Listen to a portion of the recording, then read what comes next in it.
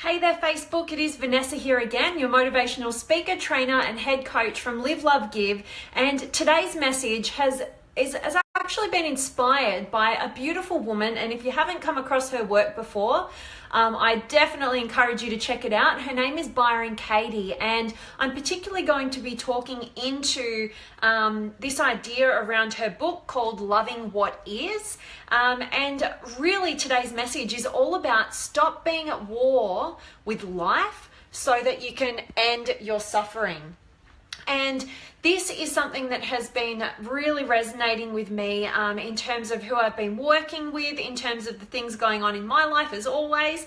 And it really is just so fascinating how when we are at war with what is, what we can't change, that we are in so much suffering and we don't even realize that we are creating our own suffering. And that's what I'm really wanting to talk into today for you guys, because so many of us, if you think about any suffering that we're currently experiencing in our lives, if you really do the work and you really sit with inquiry and you question what's going on, you will come to a point where you recognize that you are suffering because of what's going on in your mind, and it's often because we are resisting what is, rather than recognizing what we can and cannot control, and also empowering ourselves through our mindset, through what we're making things mean, and ultimately being at peace, loving what is, and moving forward, taking the lessons, creating empowering meanings, and not staying trapped in our own suffering that we are generating because we're resisting what is. So that's part of what I want to talk to today. And also I want to talk into this thing that always sort of gets me going, and that is, and it's really related to this suffering element. It is all about having open-mindedness as opposed to closed-mindedness, because I really do believe that part of our suffering comes from, it's always going to be our mindset. Our suffering comes from our mindset. And when you have an open mind, you have an open heart.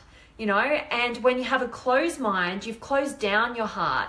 And ultimately, we are meant to be open. We're meant to, have open-mindedness, because with open-mindedness, we connect more fully with the people around us. We're more accepting of what is. We're accepting of others. We're accepting of the things that we cannot control or change. And ultimately, that leads us to fulfillment as opposed to that suffering. But when we have closed-mindedness, we close down our hearts, we disconnect from others, we start judging others, and we put these blockages in between ourselves and others and our ability to connect with them. And ultimately that generates more and more suffering within us because we're resisting how other people are. We're closed-minded. We're expecting them to be a different way than they are. And ultimately we cannot control that. And if we're all here to connect and love at the deepest levels, of course that is going to do nothing but generate suffering within us. So it's all interconnected. So that's what I'm really talking into today. It's really all about ending your own suffering by, stop being at war with the things that we cannot change, and also shifting from closed-mindedness to open-mindedness, which ultimately shifts a closed heart to an open heart and allows us to connect more fully, understand others, and not,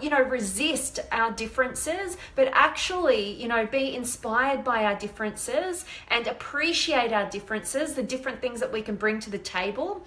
And end the suffering of resistance, going to, being at war with the things that we cannot change. And ultimately, we don't want to change. We want everybody to be their own individual self. We want them to be feeling loved for who they are, as they are, rather than trying to resist and change and create conflict, go to war. So That's the stuff of suffering, and with open-mindedness and open heart and a surrender to what is, and acceptance to what is, and moving forward with intention about what we want to create that is true to who we are, then ultimately that is how we generate fulfillment in our lives and end our suffering. So before I keep going on about that, I want to check in with you guys as always. I'm back in Warrnambool, beautiful Warrnambool. The whales are just doing some stuff over there. I'm feeling really lucky to be back. Lisa, awesome to have you, and Moises and Craig and Pacton and awesome, and Choppy and Mark and Firoz and Craig, yes, awesome, and Lizzie and Ted, nice to have you, and Phil, and great, loving that you're loving this message, Lisa, thank you, and Jessica, awesome to have you, and Shay and Matt. Aaron, do you subscribe to Buddhist teachings? This seems very much like that, which of course, yes. Yes, definitely, Aaron. I love studying love.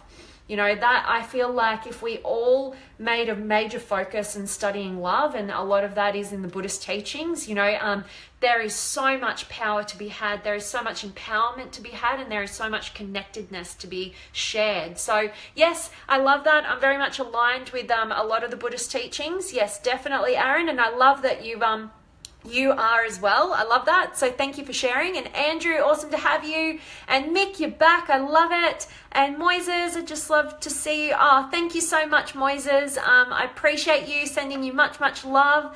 Always love seeing you each and every day. I appreciate you so much. And Jamie, awesome to have you. And Ted, love that this is resonating with you about the open-mindedness.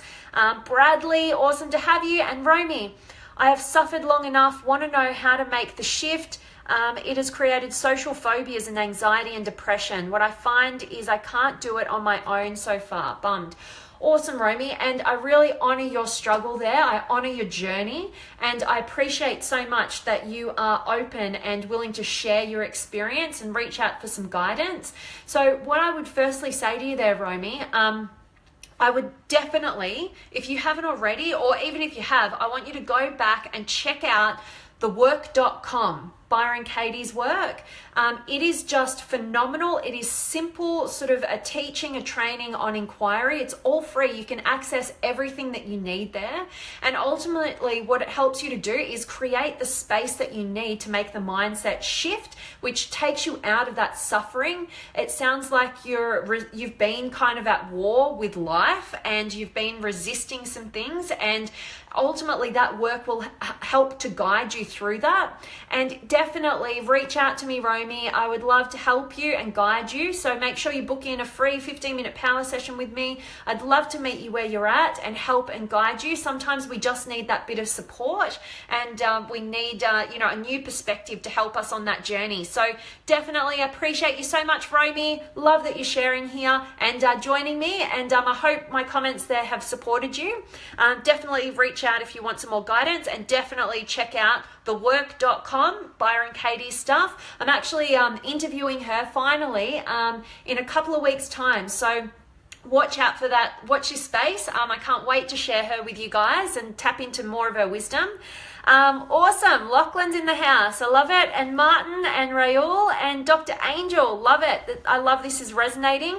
Laval, awesome to have you. And Jessica, I'm benefiting from your messages. Thanks to a good friend, Lisa. Awesome, Lisa. Thanks for sharing. And I'm grateful, Jessica, that you're finding some value here. That's so, so awesome.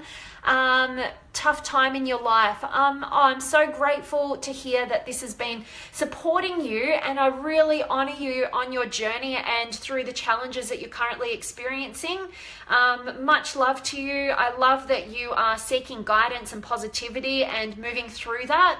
If you do want any more guidance, support, like I said, I open up those free 15-minute power sessions where I meet you where you're at, help you with your current struggle, add as much value as I can possibly to your individual situation. So definitely book in one of those. I'd absolutely love to meet you, Jessica, and appreciate you so much being here. Awesome, Laval. I always love having you here. Thank you. And Nick and Alex, awesome to have you. Love that this is resonating with you, Nick. Thanks, Moises. And Donna, lovely to have you. And Chris and Sabri, awesome, guys. Lovely to have you here. And yeah, so that's what I'm talking into. And if there is anything that sort of, is a really strong, trait to have and build within ourselves, I believe that is open-mindedness, because open-mindedness is the pathway to everything that we want in life. When we have a closed mind, like I said earlier, we have a closed heart, we're resisting, we're kind of at war with life, and that's what creates our suffering. And I have people in my life, and some of the study that I'm actually currently doing right now is all into generational theory. It's fascinating stuff. Like, it's really great stuff in terms of understanding others and building more of an open-minded mind for myself, because there are some generations in my life, some people in these particular generations who we just don't seem to see quite eye to eye. And I believe that you need to be a leader in your own open-mindedness. When you are hit with resistance from somebody else, instead of trying to push what you believe onto them, get to understand them more and more. Meet them in their sandpit, I like to say. Meet them where they're at, because in turn, you only open your own mind up more fully and pull away from suffering and create fulfillment. But you also, my experience has been, is that you also inspire others to open their mind as well, because when people feel understood by you, they're more open to learning more about you and your way of thinking. It is when we feel misunderstood or judged that we kind of get our defenses up and we get more and more closed off. That closed-mindedness leads to a closed heart, and often, generates that suffering that we've all experienced at some point in our lives, and you may be experiencing now. So know that suffering comes from having that closed-mindedness, and also a lack of attachment to something compelling in your future, and also definitely, being at war and resistance to the things that you actually can't control. So I hope that this is getting you thinking, getting you sort of thinking into this perspective.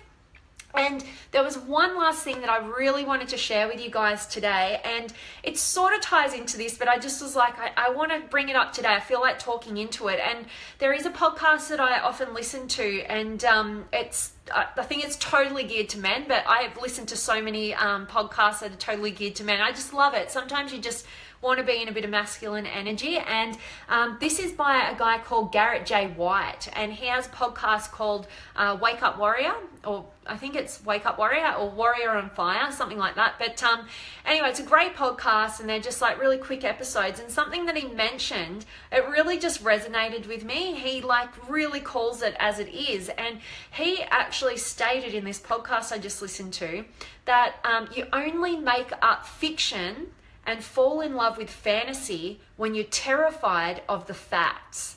And it just hit me, and I feel like it really does sort of fit in with today's message in terms of our suffering, and our resistance, because remembering that our suffering comes from that resistance to what is, that resistance to the things that we can't change. And what Garrett J. White was talking into is really that resistance to the facts. Like, you've got to see things as they are. You don't have to see things. It's not about seeing things worse than they are. And it's not about sugarcoating things and seeing them like this fantasy that you're trying to live into and avoid the actual facts because you're terrified. It's about being able to see things exactly as they are. We have to know where we are on the map, and then we need to be able to identify a compelling future as to where we want to get to in order to be able to close the gap. But if we live in this fictional story, we create this fantasy because we're so terrified of the actual facts, and we're so resisting of what's already going on, what's happening in life that we can't control, then we're creating all this suffering, and we never get to pinpoint where we currently are and where we want to get to, so we never get to feel the progress, and we stay stuck in this cycle going around and around with these ups and these lows, and we feel out of control because of all of those things, because we're not owning up, we're not seeing things as they are and seeing the facts for what they are, and then creating that compelling future. We're ultimately just resisting what is. We're going to war with the way that life is, and we're not, really having that open mind and creating a compelling future for ourselves. So I hope I'm not bringing too many messages in all at once. There's so many things, as always, I love talking into with you guys. But yeah, I just felt called to share some of the things that I've been sort of learning about over the last couple of days, really. Just diving into more of Byron Katie's work and really, being her whole philosophy on stop being at war with life so that you can end your own suffering, loving what is. And also I really wanted to bring that message of open-mindedness to you guys, and recognizing that when we have an open mind, we have an open heart, and vice versa. When we have a closed mind, we close down, we close our hearts off. And also Garrett J. White's message, I just loved that, that you only make up fictional stories and fall in love with fantasies when you're terrified of the facts. So you really need to own how life is, not go to war and resist what you cannot control, and not sugarcoat it and pretend you live in this fantasy, but actually see things for how they are, see things as they can be, and create a compelling future for yourself to move forward with an open mind, an open heart, and loving what is. So guys, that is my message, but I know you guys have dropped some comments and questions here, so I'm definitely going to touch on those. Make sure you drop any last questions, comments below, and I will get to them definitely for you. But where was I up to? There. Nikki, nice to have you, and Chris and Vikas and Patel and Mike. And yes, Chris, open minds are the sign of open possibilities and positive potential. Absolutely love that, Chris. Thank you for sharing it. Couldn't agree more. That's so great. Open-mindedness is where all our possibilities are born from. Without an open mind, we're oblivious to the possibilities and ultimately to reaching a higher level of our potential. So I love that, Chris. Thanks for sharing. And Jack, awesome advice, and thank you. I love the compliment as well, Jack. Thank you so much. Chrissy, awesome to have you. And Aditya, nice to have you. Yes, Chris, the heart is key, definitely. And Dale and Esther and Marco and Hyungal, thank you for joining me. Judy, we're talking about, stop going to war so that you can end your suffering, talking into the work of Byron Katie, number of different things. So if you didn't catch the beginning, make sure you catch the recording, and I really hope that you get much value from this message. Chris, yes, this is simple and brilliant. I fear many will not understand. They might feel they know, but will they understand?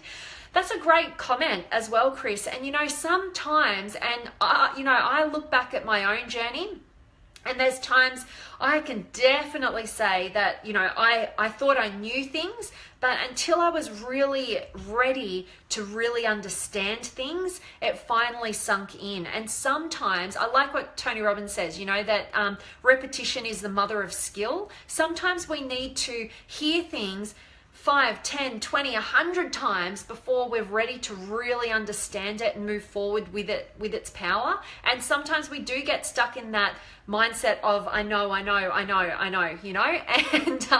and that's okay. Actually, just on that, and I love that you brought that up, this podcast I was listening to, an interview of Byron Katie, one of the questions she was asked was, what advice would you give your 25-year-old self? Great question.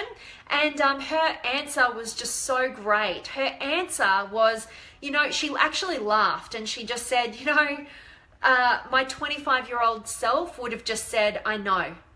And she wouldn't have got it. She wouldn't have listened. So I just love her as she was, and trust that she'll be ready for it when she's ready for it, and so I thought that was a really beautiful way to answer that question. I'd never heard it answered like that, and I think it really resonates with what you've just brought up there, Chris, in terms of sometimes we think we know, but when we really get the message, maybe it's a different point in time, and that's where we really gain that understanding. So thank you so much for sharing there, Chris. And okay, Christopher, all right, get out of my house. And Charles, nice to have you, awesome. And Yvette, awesome to have you. Yes, and Daniel, it's the false ego. We call it ahankara, yes, in Sanskrit. Okay, it debases the soul and disingenuates civilized society. Okay, awesome. I'm going to have to reread what you just wrote then. That sounds awesome. I love that, Daniel. We're talking into the false ego. I'm thinking that you're talking into the closed-mindedness. Sorry, I scroll up like later on after I've had the conversation. But Jason, awesome to have you. Moises, definitely one day. And Nu, thank you so much for your support. Chris, very true. Beauty inside and out. Don't listen to the haters. Love it. Thanks, Chris. Appreciate you. And Andrew, nice to have you. And David in the UK, I love it. Hope you're getting some value here. And yes, Chris, open mind, open heart, love it. And Ella Varison, nice to have you. Chris, yes, thank you so much. Appreciate you so much. And the other Chris, I love it. And so many Chris's in the house today. My children bring me so much joy. People need to treasure being a parent. It's the only thing we definitely know is what we need to be and reproduce. Great show. Awesome, Chris. I love that you get so much from being a parent. That's a beautiful, beautiful state of being. And thank you so much for sharing your thoughts here. And Al, awesome to have you. And David, awesome. Experience every day, enlighten. Love it. And Brian, I'm so grateful that you're finding value here. And Manish, thank you for joining. Hope you catch the recording because I'm about to sign off. But guys, I really, really hope that you've gained some value from today's message. I've appreciated so much having you all here, engaging, giving you feedback, sharing your experiences.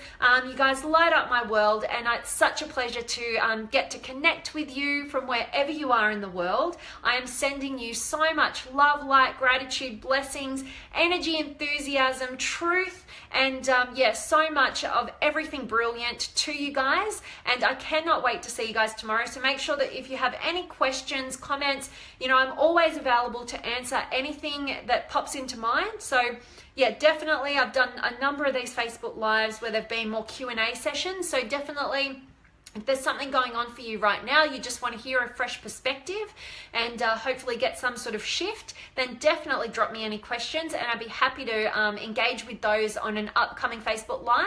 And definitely if you have any questions or topics, yeah, definitely let me know. Okay, and I am off. I'm going to enjoy being in Warrnambool back here down the beautiful coast here in Australia, and the whales are out there and I can't wait to see them. So sending you so much love, and I will see you guys tomorrow.